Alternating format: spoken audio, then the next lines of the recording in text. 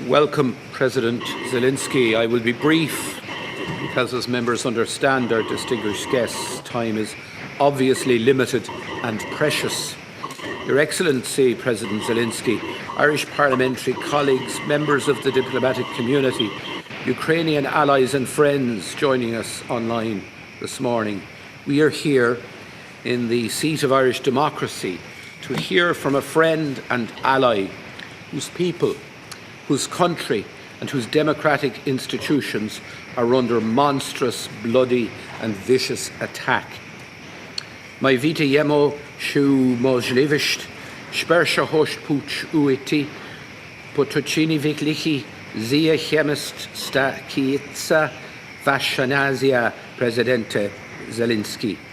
I yaraza yaza pushu vazel stupidi pered nasho u parlamentis cuspenu tuta Irlandes kimnarodom. Presidente.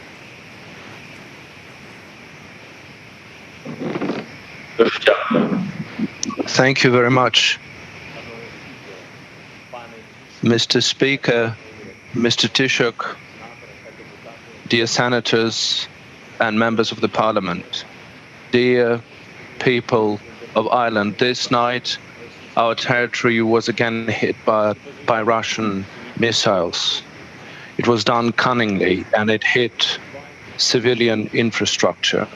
The new fuel storage depot was hit, and this is viewed by Russia as a target, and this is their attribute. They're destroying things that are sustaining livelihoods to people.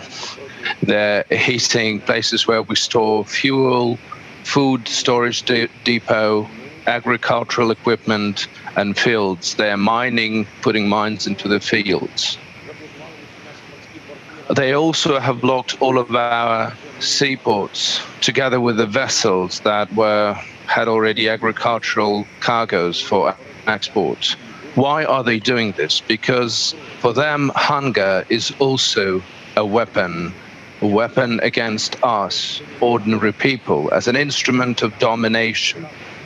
Ukraine is one of the leading food supplying country in the world. Without our exports, this is not just about the deficit and the threat of hunger for more than dozens of countries, Asia and Africa, but even more, because there will be a shortage of food and the prices will go up. And this is reality for the millions of people who are hungry, and it will be more difficult for them to feed their families, especially in North Africa.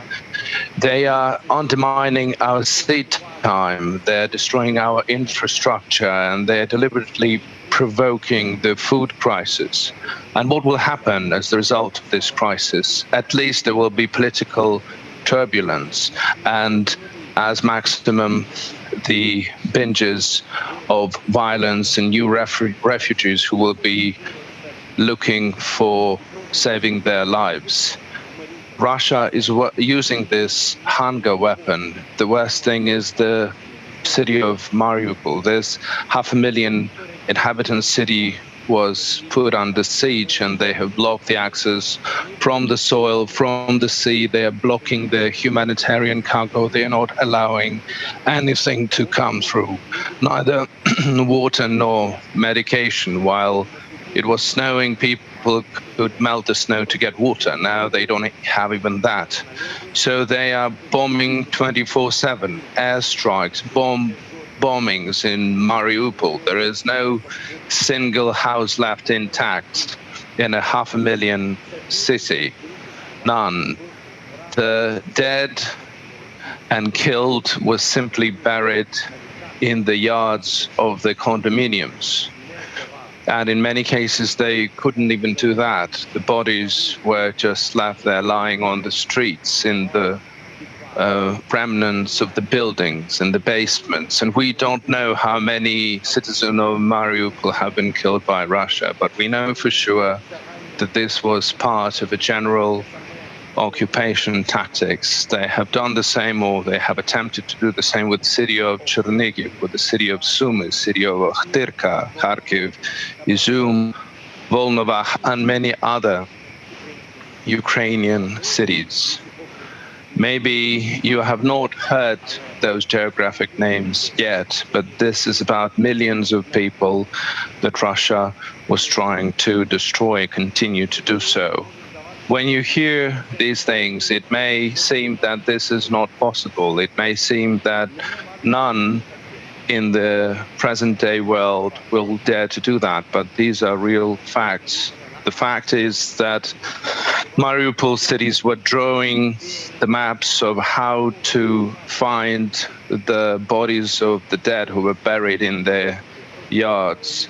The fact is that Russian occupants were killing people on the roads when they were trying to escape the blocked cities. Until today, on the Ukrainian highways, we have hundreds of shot and burned cars.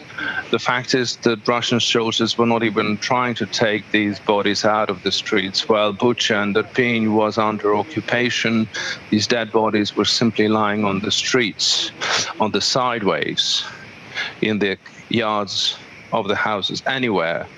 The fact is that in the 42 days of the all-out Russian war, at least 167 children were killed in Ukraine. We don't know yet all the atrocities of Mariupol and the victims in other areas of Ukraine where the fighting is still going on. The fact is that as a result of Russian shelling, 927 educational institutions were damaged.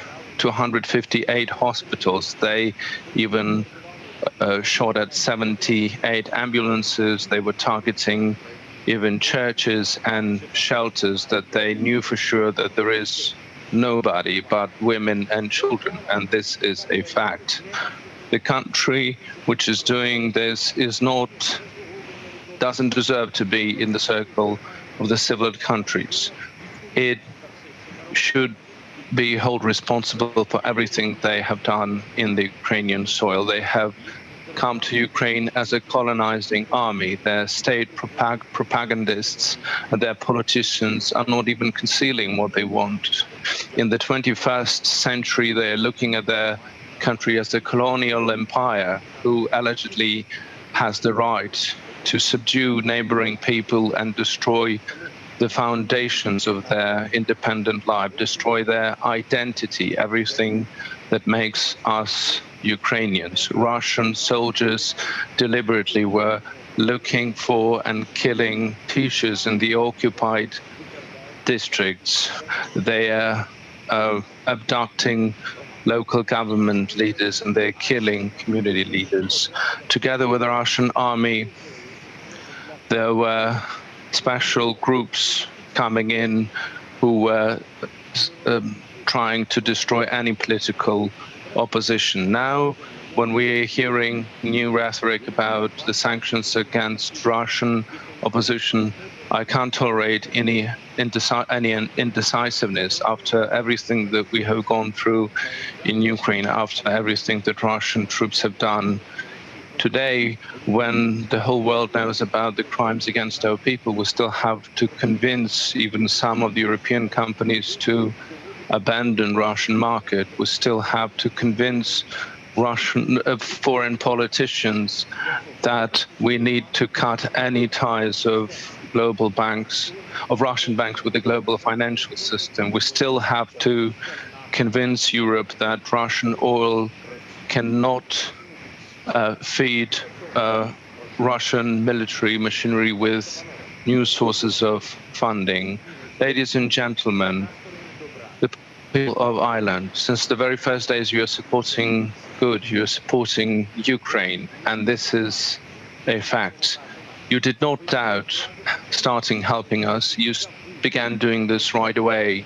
And although you are a neutral country, you have not remained neutral to the disaster and to the mishaps that Russia has brought to Ukraine. I'm grateful to you, to every citizen of Ireland. Thank you for supporting sanctions against Russia. Thank you for the humanitarian and financial support extended to our country. And thank you for your caring about Ukrainian people who found shelter on your land. Just think about it. 10 million Ukrainians have been left without shelter as of today by Russia, who had to leave their native cities because of this war. This is something we cannot come to grips with, but it means that Russia hasn't yet abandoned their plans. They're still looking forward to subdue and occupy all of the Ukrainian people. We want to do our best to make sure that Russia will start looking for peace and leave us alone. So please, I would like to ask you to show more leadership in our anti-war coalition. I would like to ask you to convince EU partners to introduce even more rigid sanctions against Russia that would really make sure that the Russian war machine will stop. We have to put an end to trading with Russia. We have to cut ties of Russian banks to the global system, cut the sources of their income from the oil that they use for their weapon and for the killing. There are mechanisms out there how to do this. The only thing is that we're lacking is the principal approach of some leaders, political leaders, business leaders, who still think that war and war crimes is not something as horrific as financial losses.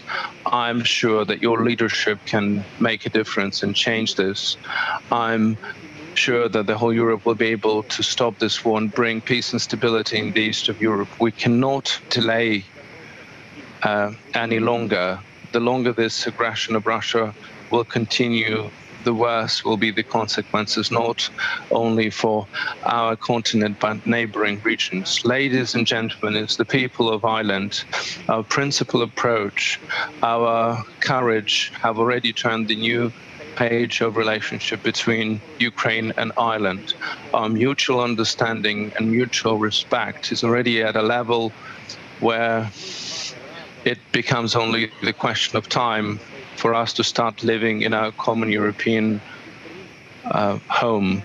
Thank you for the support of the accelerated procedure to provide membership in the EU to Ukraine.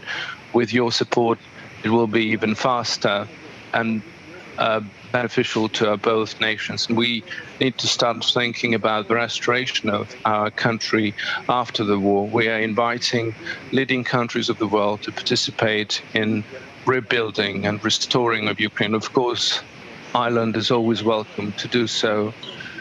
For example, in our Kherson Oblast, your skill of valuing the lives and community development experience, your economic potential is something that you're known for. So let's bring our efforts together and let's show that Ukraine and Ireland jointly can do much more than the biggest country of the world was trying to destroy. I'm grateful to Ireland. Slava Ukraini.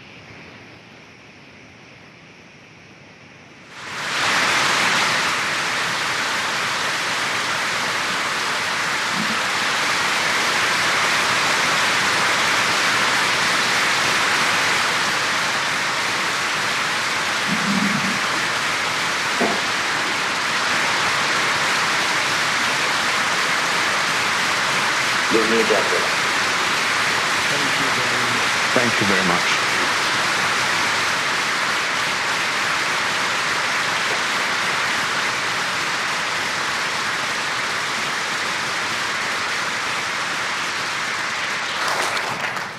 Excellency President Zelensky, thank you for your strong and inspiring words to us this morning.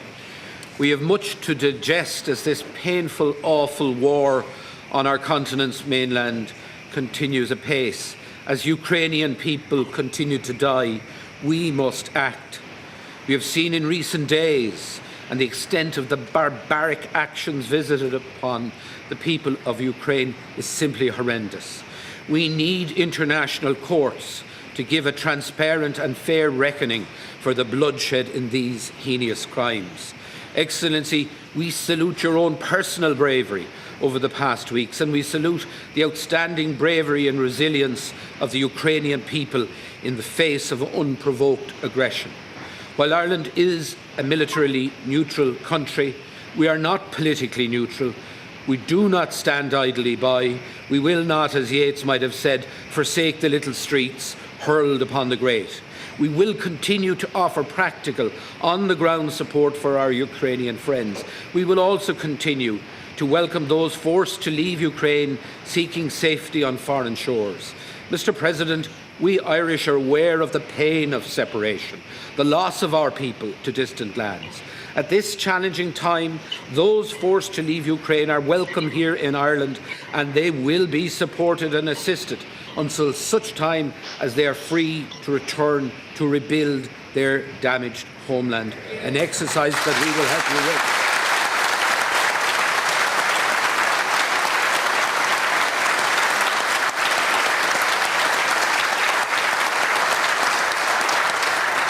Most of us here in this chamber became involved in politics and public life because we trust in people and we believe that most people, are fundamentally good.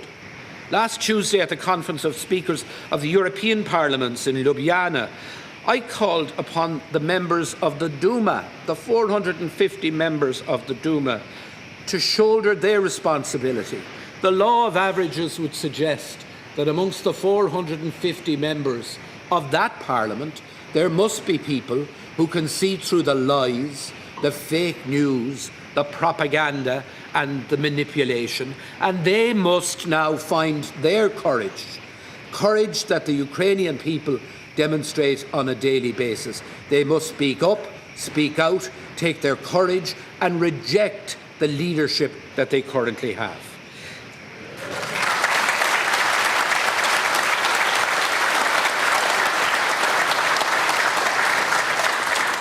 There are 143 decent Russian people populating that country.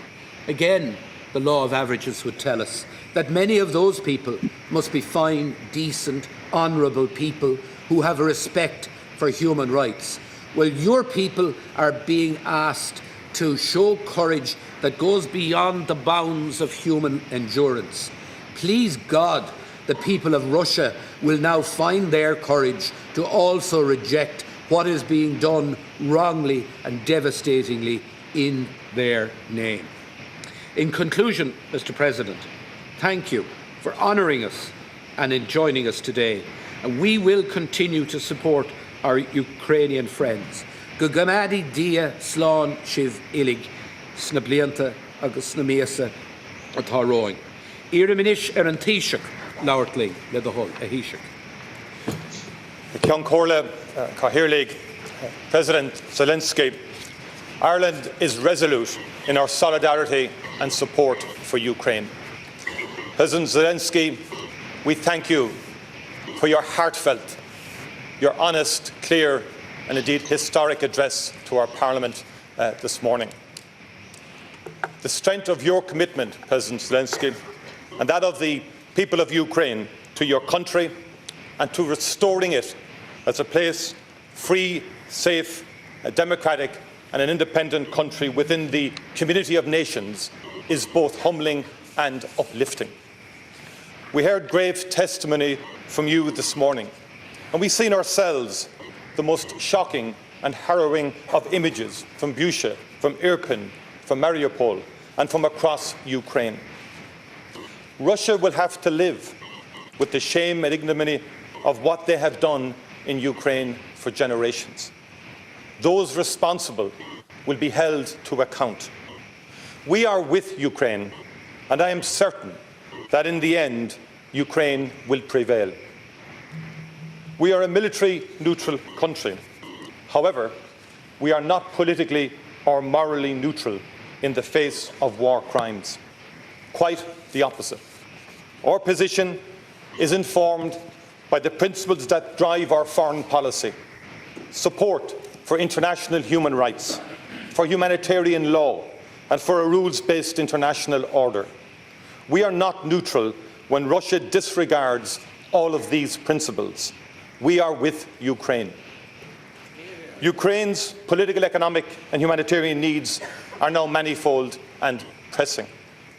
Our efforts as a friend and as a partner of Ukraine are aimed at using all the levers at our disposal to bring a just end to this war, applying international pressure on Russia, pursuing accountability for violations of international law, and meeting the humanitarian needs of those caught now in the midst of this terrible and immoral war. Thousands of people have been killed. Millions have been driven from their homes. This is a humanitarian crisis, the likes of which Europe has not seen since the dark years of the Second World War. This war touches us all. And that is why Ireland is supporting further European Union sanctions at European level. We need a sanctions regime that brings it home to Putin and his regime that he cannot succeed. And we want the strongest possible sanctions against the Russian Federation, and will pursue those.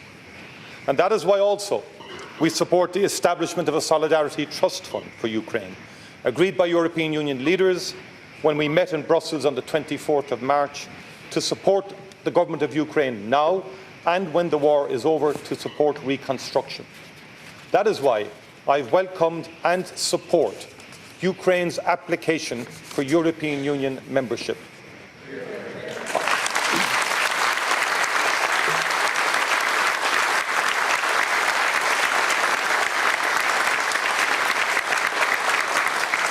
I welcome that application, and I reiterate our support again this morning in this House for it. It is the democratic right of Ukraine and the people of Ukraine to decide your political orientation. You have chosen to apply for European Union membership.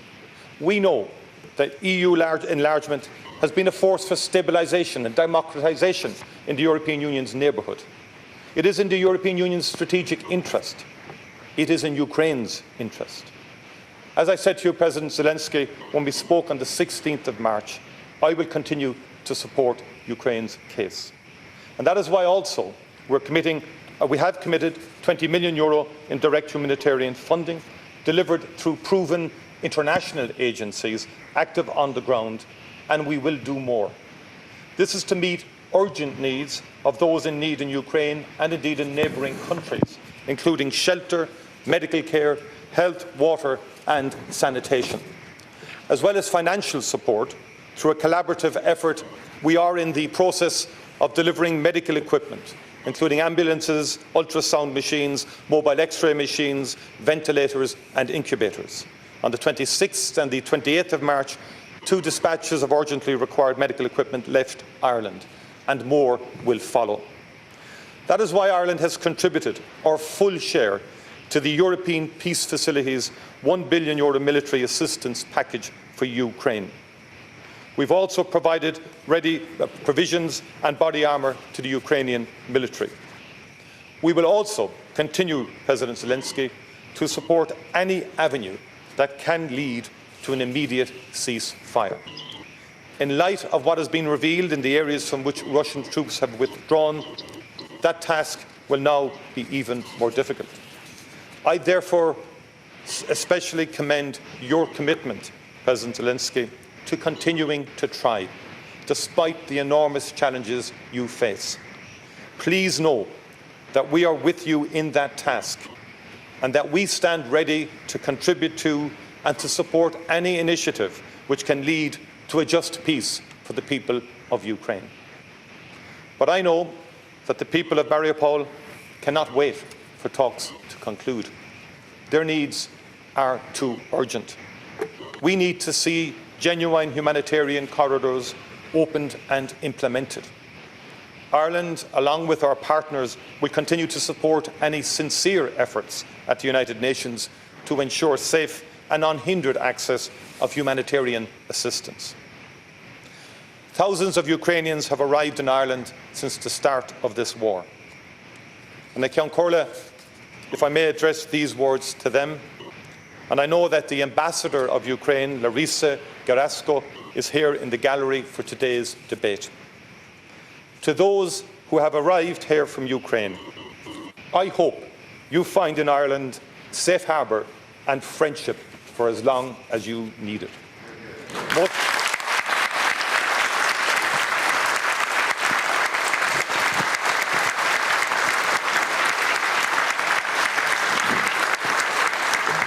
Most of you, I know, look forward to the day when you can return to a peaceful and free Ukraine, to the family and friends that you've left behind. That day will come.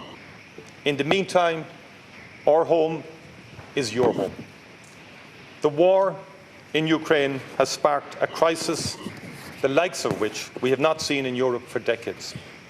It is no surprise to me that the Irish people have stood up to be counted in an unprecedented way in response. Over 18,000 Ukrainian people have arrived in Ireland. Dedicated reception facilities are in place to provide temporary protection and access to other services immediately on arrival. We are providing accommodation to those who have sought it, and we are ramping up our efforts to meet the very challenging and increasing demands. We are also working to ensure that other supports are available to people arriving here, including access to health, social care, services and education. New arrivals are also being registered to ensure that they can access income supports as needed. The heartfelt response of people across Ireland is clear in the whole range of initiatives at community level. I would like to thank all of the people who have opened their hearts and in some cases their homes to people from Ukraine. President Zelensky, when you addressed the European Parliament, you said, "Life will win over death. Light will win over darkness." Even in the face of the bleak horrors of this week, I recall your words and the hope and determination they carry. We stand with Ukraine. Slava Ukraini.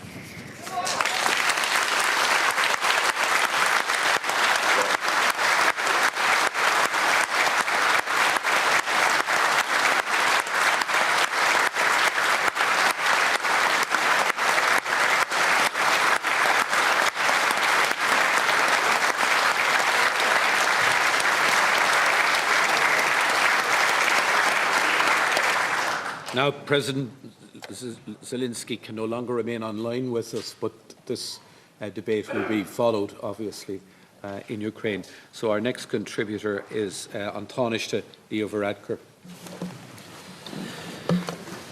Ceann Comhairle, colleagues, I want to thank President Zelensky for joining us today and for sharing with us the heartbreaking and inspiring story of his people's courage and endurance in the face of a grotesque and appalling aggression.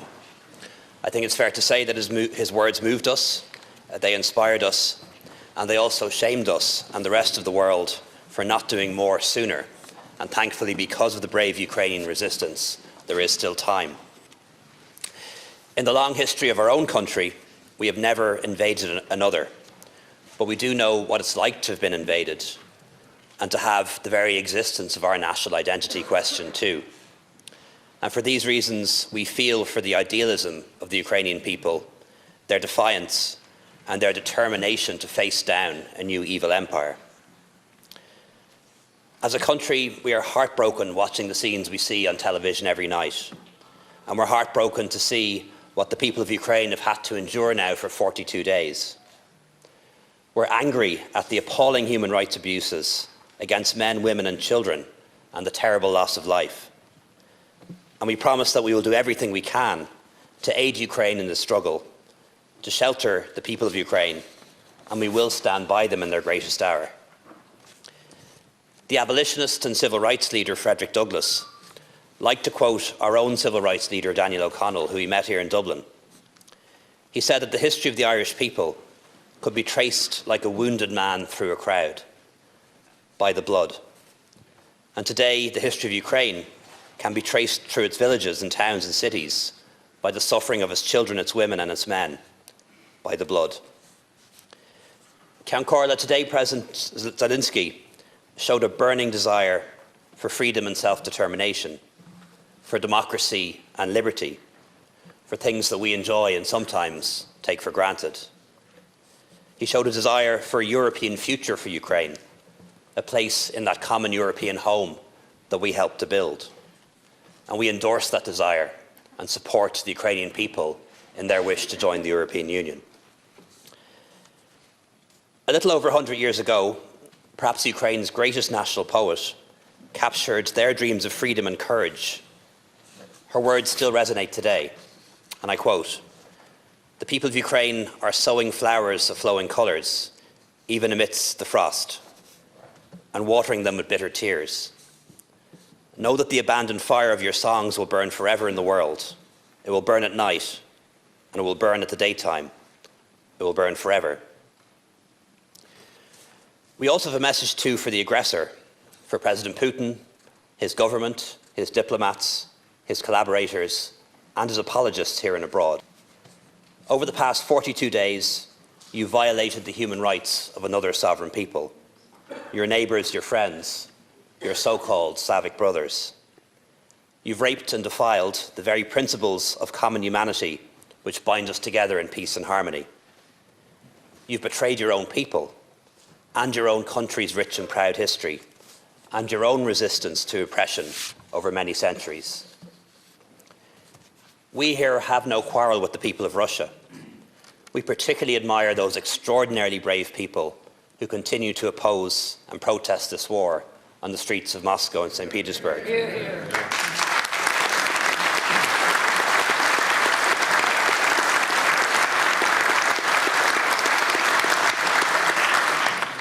But for those responsible for this conflict, we have a simple message from this House. Your actions will never be forgotten. They will never be forgiven. Thanks to the power of modern media, we've seen what you've done. You've made yourselves outcasts in the international community. You've strengthened Ukrainian national identity. You've united Europe and the West.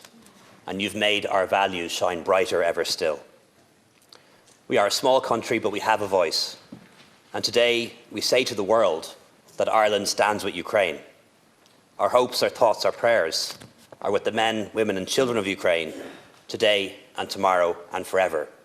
We know you will prevail. Slava Ukraini.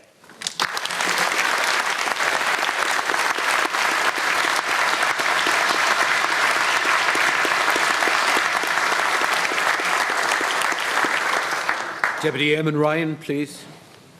Thank you very much indeed, Count Corla.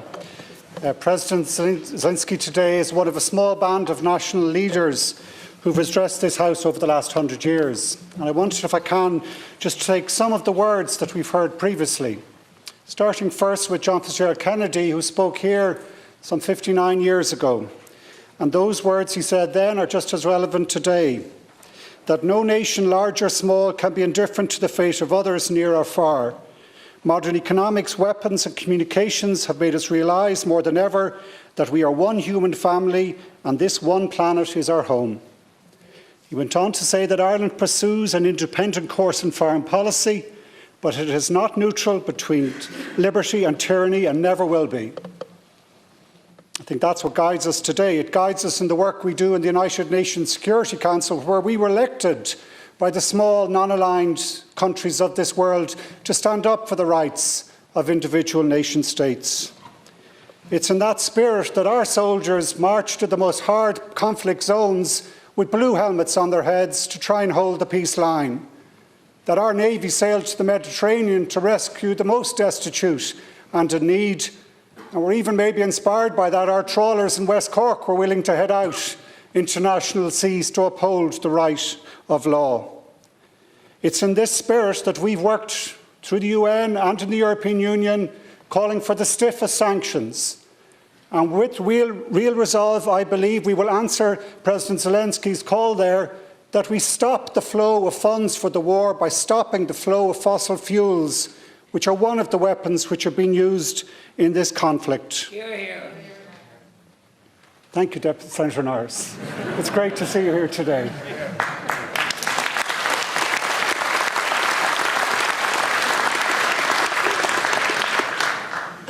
That's the spirit as well, that we have people from our country going now to bring humanitarian aid, with medicines to tend the wounded, with meals to feed those hungry that President Zelensky spoke about, and with defensive shields against the weapons of war.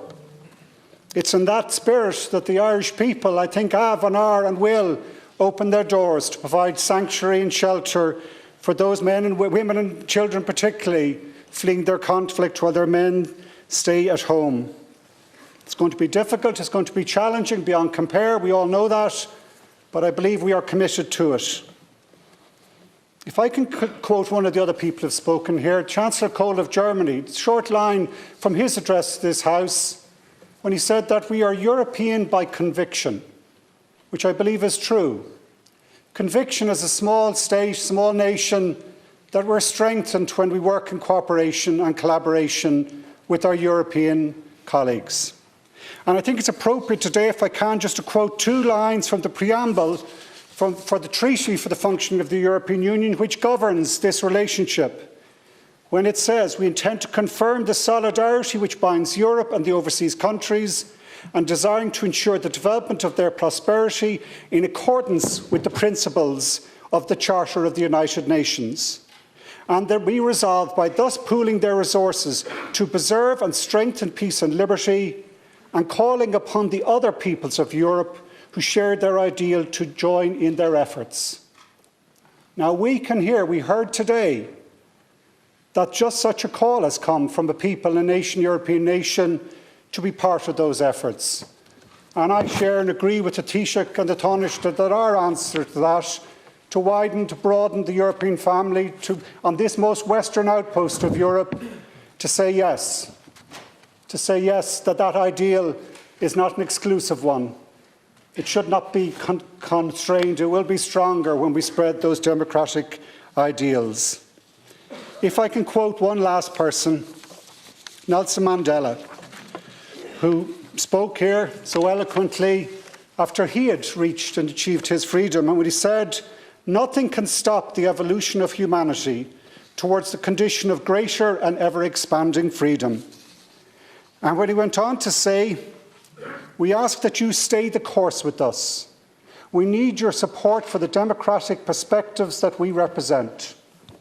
Well, that call for support for democratic systems, our European democratic systems, absolutely founded in realising that it requires us to follow the rule of law.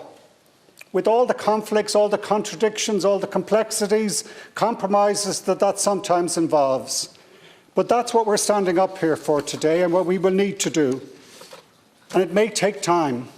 I think we have to answer what Nelson Mandela called for us to be willing to stay the course in all the challenges that will present as we stop the use of those fossil fuels, as we open and provide our homes and schools and healthcare and other social services. Staying the course will be difficult, but I expect this House and our people are up for that challenge, one of the greatest ones of our time. Thank you, Count Corley.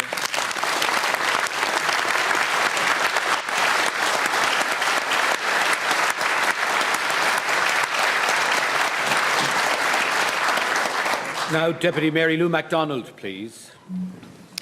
Gramagat Count Corla. Agus boilam a buchas a gawala Uachtaráin Zelensky as uachta cuid orád Armagin. Want to extend our deep appreciation and gratitude to President Zelensky for his address on this historic day.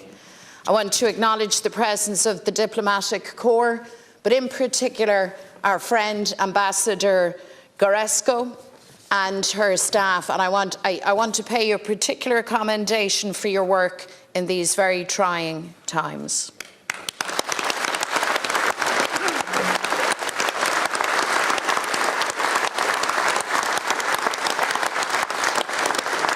Count Corla, we have heard directly from President Zelensky in the rawest, most harrowing, most heartbreaking of terms. We have heard testimony of the vicious war crimes committed by the Russian military in Ukraine, and we have been set a challenge.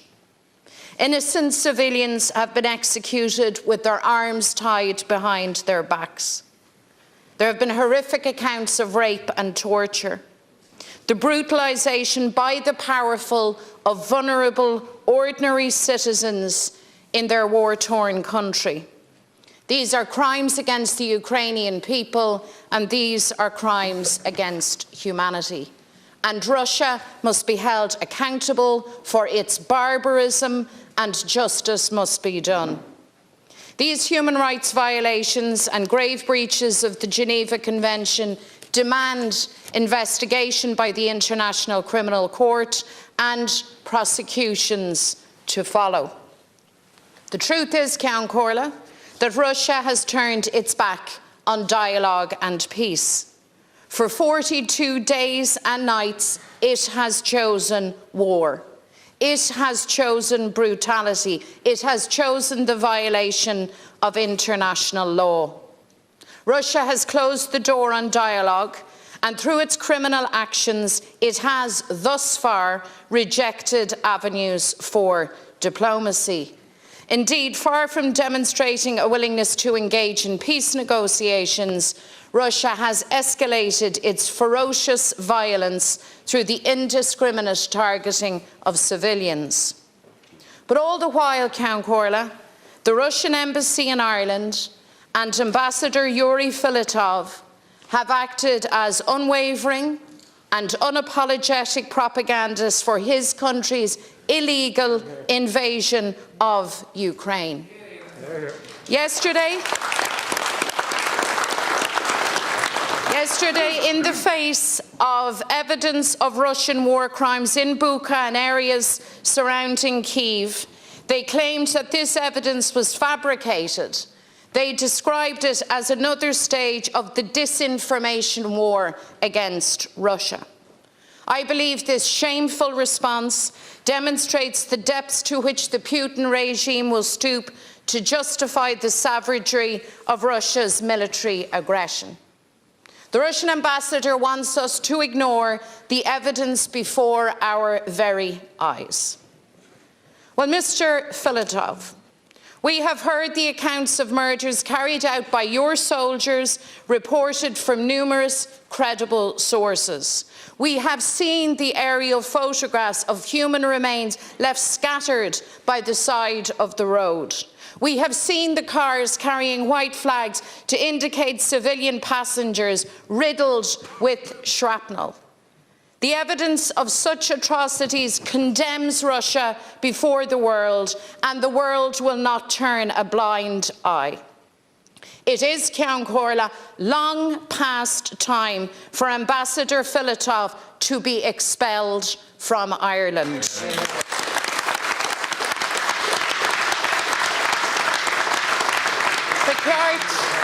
Beceart Ambassador Narusha Gaharan a chur awalia inish Caharan realtas seo a dhéanamh gan will.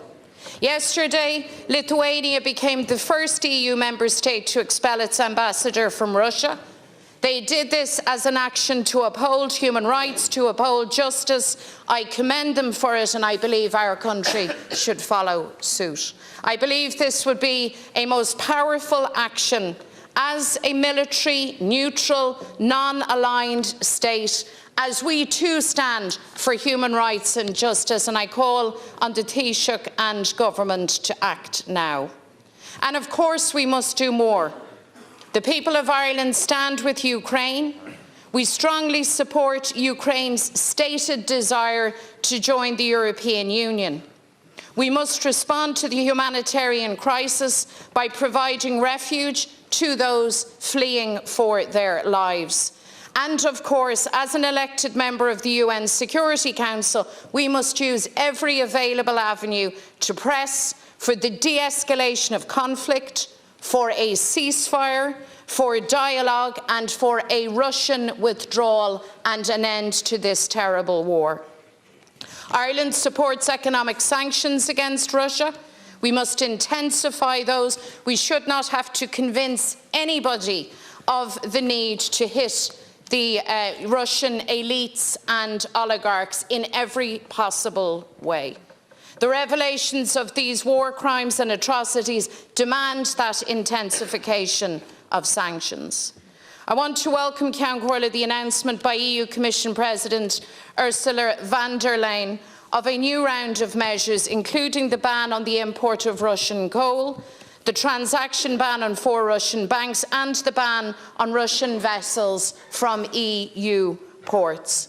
The impact of these sanctions creates a real economic challenge for Ireland and across the EU, but Russia and Vladimir Putin must feel the full weight and consequences of this invasion. Russia should not doubt our resolve, should not doubt our solidarity with the beleaguered people of Ukraine. A people who, as we speak in this very moment, fight for their lives, fight for their freedom, fight for the survival of their nation. They fight a war of liberation from tyranny, for the right to endure and to go on, and they will. Because we know a nation is a living thing, a breathing thing. Ukraine lives, Ukraine breathes, and Ukraine will go on. Through its heroic struggle, its people have reaffirmed in all of us the values of sovereignty, of justice and democracy. And one day the invader will retreat. The colonizer will leave. Russia's armies will go home. And the strength of the Ukrainian people and the support of her allies will see to that. And on that day, Ceann Comhairle, Ukraine, deeply scarred but unconquered and unbowed, will start to heal, and the people of Ukraine will begin again. Shattered cities, broken homes, displaced families and communities will come together once more and shape Ukraine's destiny. In that spirit of hope, and standing on the foundation stones of our shared humanity, Ukraine will emerge once more into a new dawn of peace and freedom. And Ireland stands with you now in your dark days, and we will stand with you yet in the light of a victory of humanity over injustice, of light over dark, of life over death. Slava Ukraini.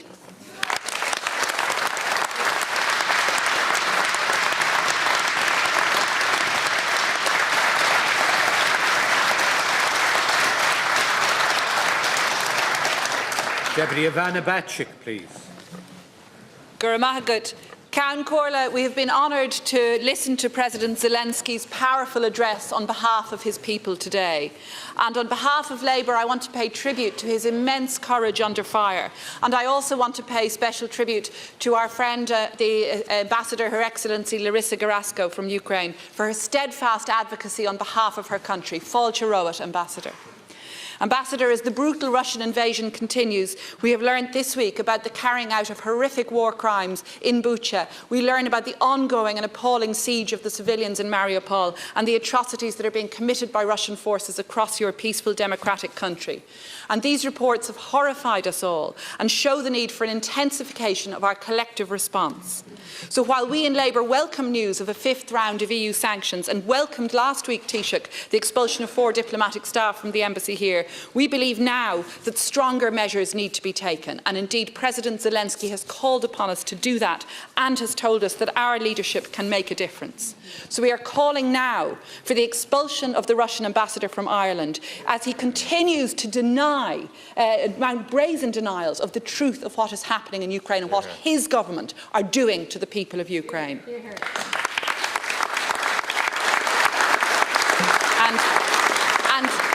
We are calling for strong support for Ukraine's expedited accession to the EU, a full embargo on Russian oil and gas to join with the welcome move on coal, urgent initiation of investigations into Russian war crimes against civilians, including crimes of sexual violence against women that we're hearing such appalling reports about. We're calling for the speedy passage into law of Brendan Howland's Magnitsky legislation that we in Labour pushed and brought forward in this House last December, and the exclusion of the remaining Russian banks from the SWIFT system, and measures to ensure that secondary sanctions cannot be sidestepped. And we're also calling on a ban on all Russian ships docking in Irish ports at a week when we see worrying reports of a Russian-registered vessel docking in Dublin port this week. Let's be clear. Putin has shown that he wants to wipe Ukraine off the map. And Ambassador, he wants to abolish your culture and your country's history. But Putin must fail, and Putin will fail. At the outset of this illegal and brutal invasion nearly 6 weeks ago, I called a protest against the Russian embassy. I called then for the expulsion of the Russian ambassador, and I spoke about our solidarity as the Irish people with Ukraine. Since then, the solidarity here in Ireland has strengthened. We've seen it evident at the funeral of the brave journalist Pierre Zakrzewski, who died in Ukraine, killed by Russian forces. We've seen it in communities across Ireland which have rolled out such a warm welcome and have offered sanctuary to so many refugees fleeing terror and war in Ukraine. And we continue to show that solidarity. And it is real. We stand with Ukraine. We stand with you as your country battles barbarism. We will stand with you as Ukraine is rebuilt, as we see the cities of Mariupol, of Bucha, of Kharkiv and Sumy being rebuilt. As an independent and united Ukraine becomes part of a better, stronger Europe, we stand with you in your current struggles, in your hardship and in your devastation. And we will be with you as you rebuild your country, a country so close to our hearts and so close to the future of Europe. We stand with you, Ukraine. Slavo Ukraini.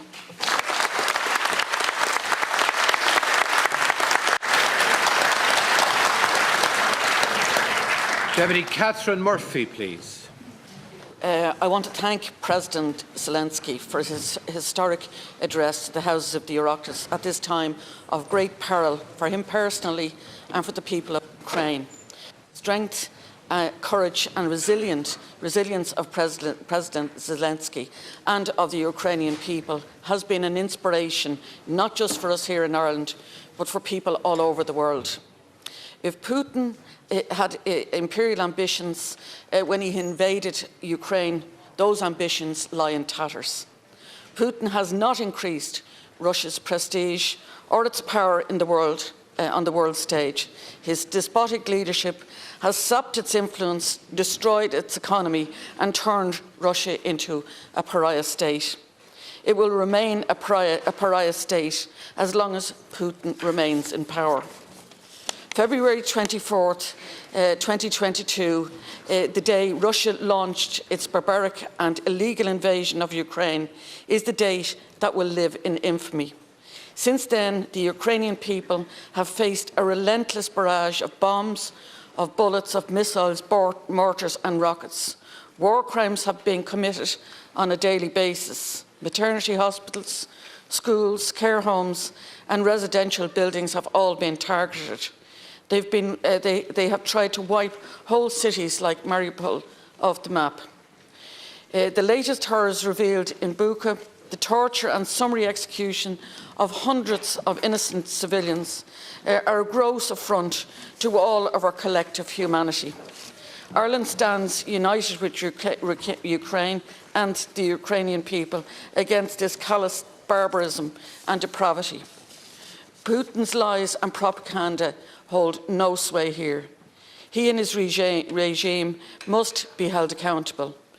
An unprecedented array of coordinated international sanctions have been unleashed to crush Putin's regime, including his oligarch acolytes, and destroy his ability to fund his murderous war. We must go further. We must ensure that those sanctions are absolutely copper-fastened. The EU must now also wean itself off Russian oil and gas, Putin's last economic lifeline. While Russia is starved of economic support, financial support from the international community must flow into Ukraine. What Putin has destroyed, Ukraine's allies must help to rebuild. Humanitarian relief and support for the unprecedented number of refugees fleeing the war must also be sustained unwavering. This support from the Irish people was instantaneous and it was overwhelming. They have welcomed thousands of Ukrainians into communities all over Ireland and will continue to do so. The history of this country, the struggles of its people and the fight for our own sovereignty mean the Irish people empathise with Ukraine and the battle for democracy, freedom and the right to self-determination. Putin's murderous aggression will fail, but the empathy, friendship and solidarity between Ireland and Ukraine will strengthen and endure. Thank you.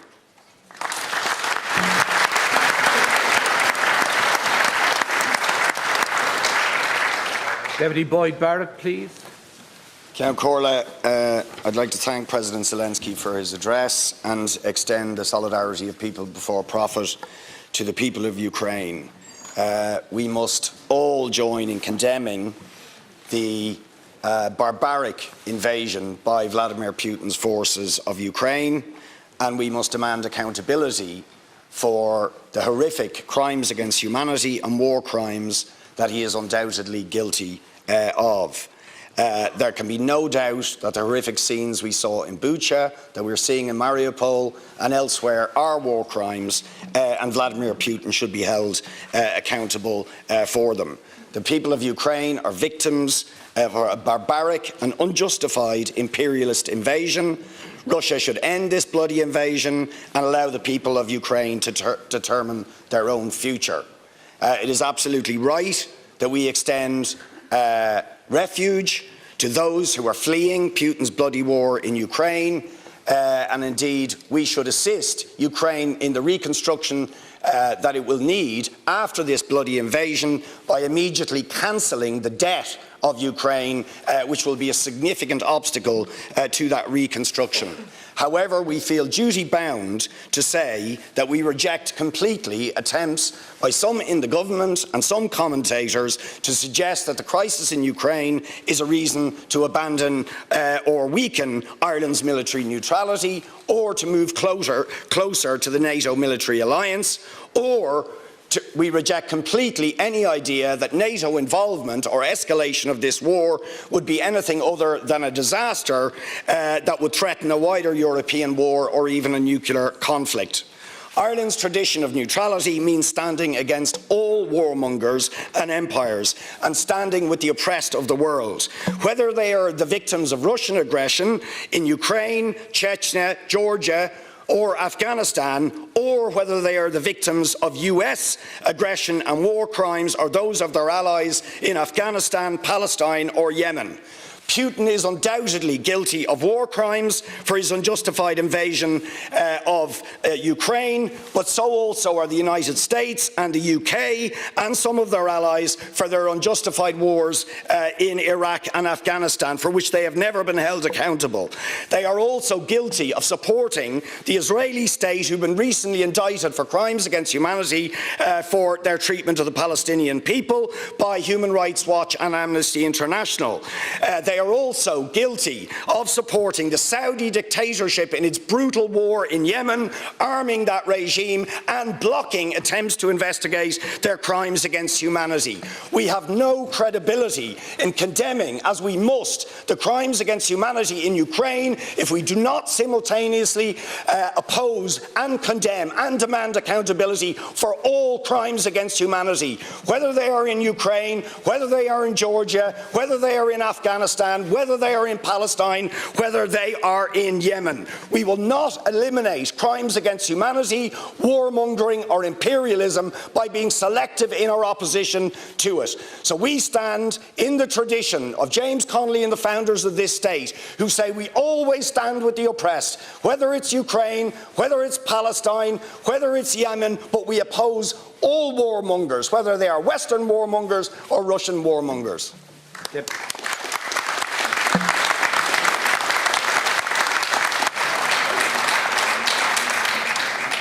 Deputy Cathal Berry on behalf of the Regional Group of Independents. Gurmagat, Concorla, and good morning, everybody. And I'm very grateful to contribute to this historic debate on behalf of my colleagues in the regional group. I would like to welcome Ambassador Larissa Dresko to the Chamber and to congratulate her armed forces on repelling the Russian attack against our capital city. When we consider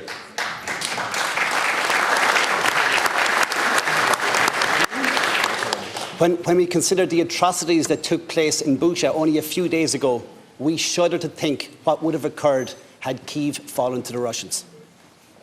I would also like to single out two ambassadors in the gallery, the Finnish and the Swedish ambassadors, both also representing neutral, military-neutral states, but who recognised from the get-go the extent of the treachery that was about to unfold and provided thousands of defensive, protective, anti-tank and anti-aircraft weapons to Ukraine to protect their cities and their civilian population.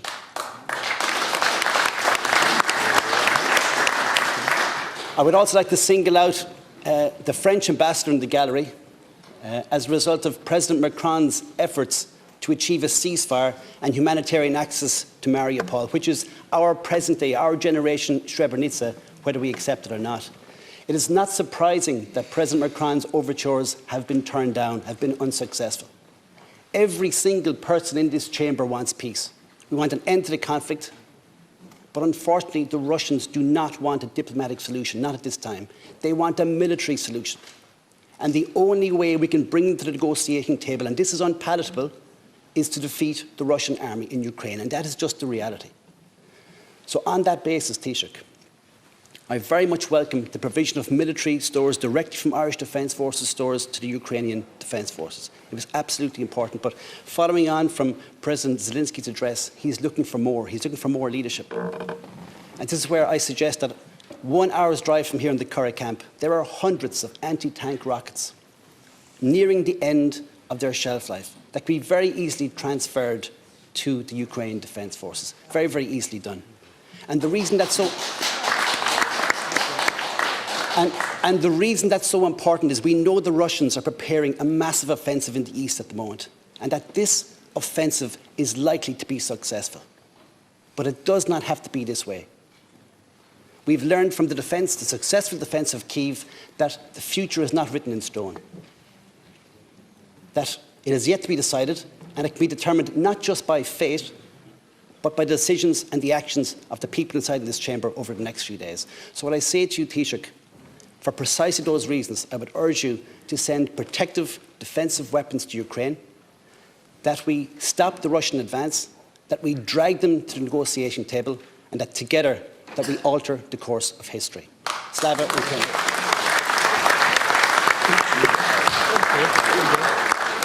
Deputy Matthew McGrath on behalf of the Rural Independent Group. For Margaret, I want to give some time to Deputy Michael Healy also.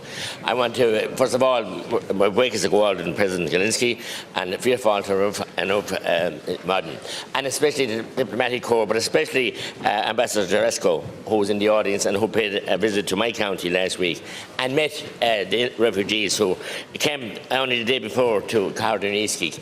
I want to thank the Irish people from the bottom of my heart on behalf of the Rural Independent Group for opening their hearts, their homes, in the spirit of the Mehel, as they always have done, anytime they have a need and ask. And indeed, every right-thinking person is praying to the man above, Almighty God, His Blessed Mother too, in this horrible, horrific war. It's an appalling vista, and what we've seen in recent days even makes it more appalling and more shuddering to imagine. But the Irish people have stood neutral, and I think neutral, militarily neutral, and we've stood as good stead. We've sent peacekeeping soldiers all over the world with the blue helmets, as has been referred to, and we're recognised for that all over the world, and we can play a huge part and a very important part in that role as well, I think, at this point in time. And I listened with interest to President Zelensky and his appeal for more support, and we can give more support, and we must give more support. As I said, the people are doing it, and we as as politicians must do it, and we must all put our shoulders to the wheel. But diplomatic pressure must be applied, more sanctions must be applied, and try and hit the Russian oligarchs and turn off the money machine to them. Because I believe there's double speak going on all over the place. And there are other conflicts that we've chosen to ignore and are ongoing as well. I'm not going to get into that today. It's Ukrainians' Day, and very, very, very important that it would be. I've met a bunch of very heartbroken people, yesterday even Stephen's Green, who gave me this little ribbon and asked me to wear it today. And that's why I'm wearing it, because they were there praying for the family members that they had lost, and the terror and the torture that they went through. It's just unbelievable that in this modern era that we would have this vista of this bloody war. So we must do everything we can in our own special way here in Ireland. And remember people like Breen and Tracy and indeed Liam Lynch, who lost his life 99 years this weekend. I hand over to Deputy Healy Murray. Thank you very much, Councillor Taoiseach. We all want to thank very much President Zelensky for his presentation here today. And to also thank you, Ambassador, for being here, and to thank you and your staff for the excellent work that you have been doing over the last number of weeks. The Irish people, the Irish government have been to the forefront in standing up and saying we will put our shoulders to the wheel. We will do everything collectively that we can do to support the people of the Ukraine, the people that have had to come here literally with what is on their backs and the bags that they can carry. We never thought that we would witness such an event in our lifetimes. But I commend and I thank the government, the Department of Education, all the different agencies of the state for doing everything that they can do. I know factually that people are working night and day in their departments, and I think they should be acknowledged by all the parliamentarians here today from both the Shannon and Dáil Éireann in thanking those people, because they're working long and extended hours in trying to help those people in our county, in County Kerry, in Carrickfinn, in Killarney, Glenbeigh, Tralee, Tarbert. People have opened up their homes, and people are really working in trying to ensure that people have a safe, secure place for themselves and their children. And again, to the teachers who are doing everything they can humanly possibly do to facilitate those young people and to make their time here, to keep them busy, to continue with their education, and to ensure that they will have the happiest time that they can have in the circumstances they find themselves in. And again, the government deserve to be commended for the leadership that they have shown over the last number of weeks in this horrendous event. Thank you.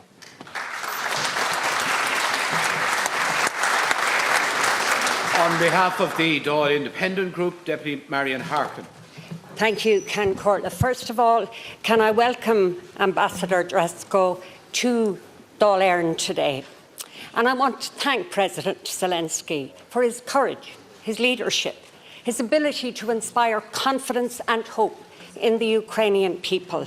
And most especially, I want to thank him and the Ukrainian people for their defence of liberal democracy, something too many of us take for granted.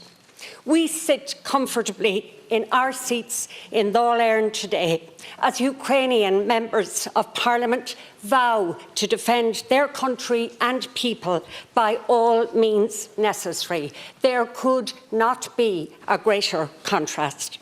When this session ends, we will go back to our offices and our lives, while members of the Ukrainian Parliament and the Ukrainian people stare down the face of Russian aggression and terror, as they remember and mourn those who have been tortured, raped, executed and murdered, and as they prepare to further defend their homeland.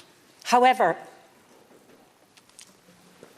I believe we will carry the words of President Zelensky with us as we seek to continue with and expand our response and assistance to Ukraine. For many hundreds of years, geography was not our friend in Ireland.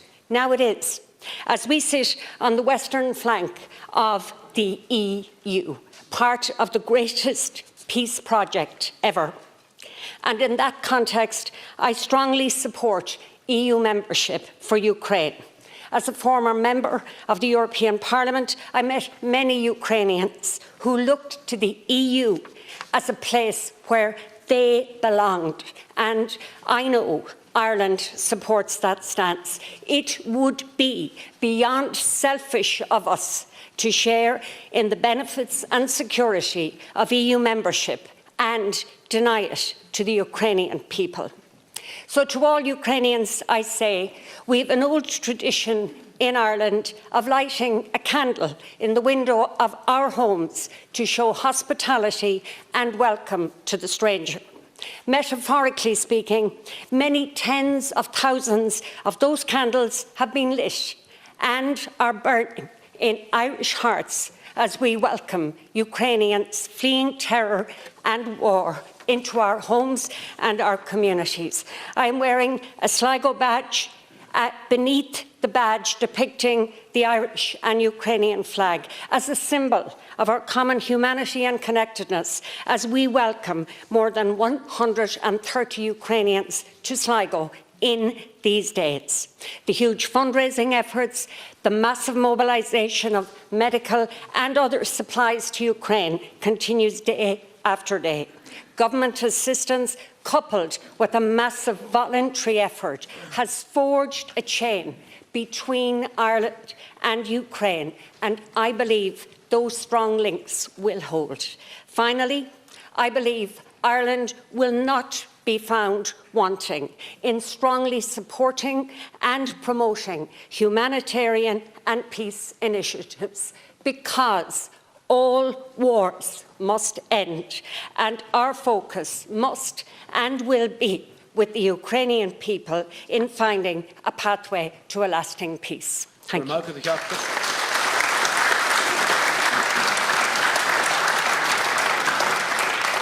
Anish kan simu suasar ganon namajina ganon starul namajina kahirla kan Shanad and Shanador Mark Daly. Gormagat Count Corla. On behalf of Shanad Éireann, I would ask you to join with me in welcoming 5-year-old Anastasia to the Parliament of our Republic.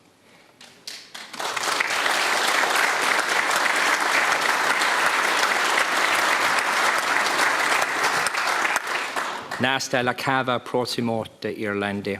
Anastasia is here with her mother, Yana.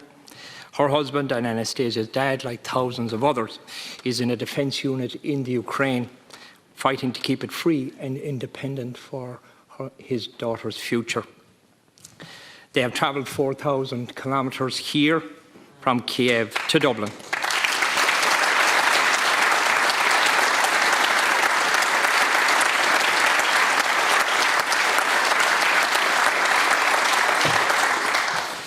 Having to leave their home under Russian artillery fire, we cannot imagine what they have gone through.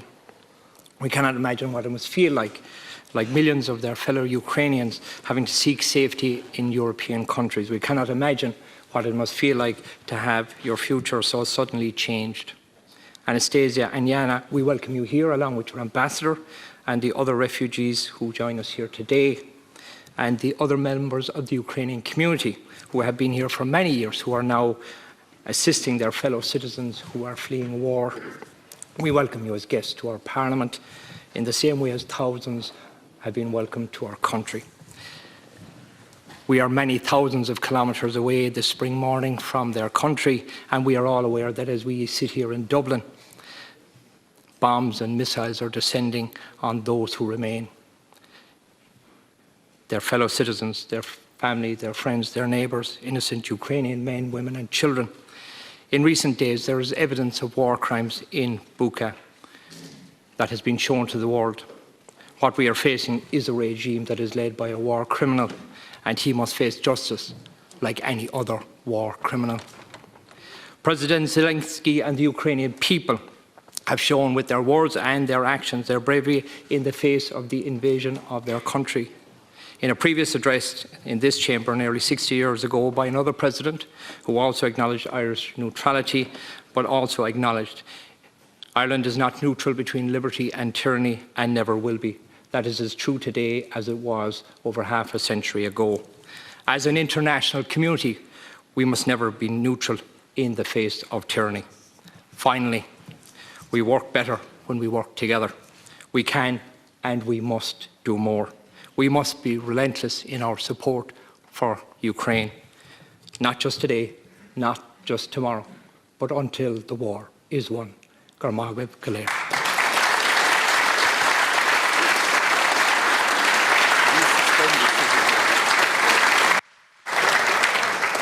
Thank you, colleagues. The House is now stand suspended. Garmagweb.